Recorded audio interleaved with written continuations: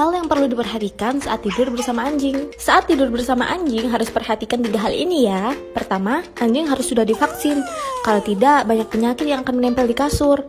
Yang kedua, teratur melakukan pemeriksaan terkait cacing atau serangga di dalam maupun luar tubuh anjing. Hal ini sangat penting karena beberapa cacing menularkan parasit, khususnya kutu, sangat berdampak besar untuk manusia. 3. Sebelum anjing naik ke kasur, cakarnya harus bersih. Cakar anjing sangat mudah menjadi tempat pertumbuhan kuman. Yang terakhir, di rumah harus menyiapkan semprotan penghilang bau khusus hewan. Anjing disemprot-semprot sebelum tidur. Nah, apa anjingmu tidur di atas kasur?